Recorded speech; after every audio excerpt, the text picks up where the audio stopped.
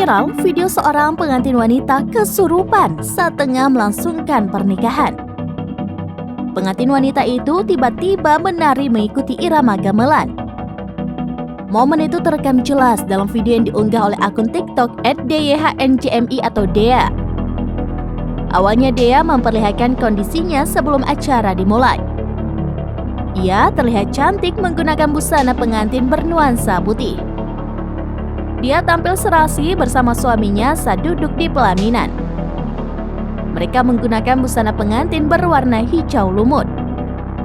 Dia turut memakai hiasan di kepala yang bernuansa emas. Rangkaian bunga melati juga terpasang di kepala dan tangan Dea. Kejadian kesurupan dimulai ketika acara adat. Dea tampak dipikul seorang pria dan dipayungi. Suasana menjadi berbeda ketika Dea tiba-tiba menari. Ia berlenggak-lenggok mengikuti irama gamelan. Dea dan suami kemudian duduk di kursi. Sementara itu, suami Dea tampak hanya diam. Pada akhirnya Dea pun ambruk ke belakang setelah seorang pria berusaha menyembuhkannya dari kesurupan. Video yang diposting Dea ramai dikomentari netizen. Banyak yang penasaran dengan kejadian yang dialami Dea.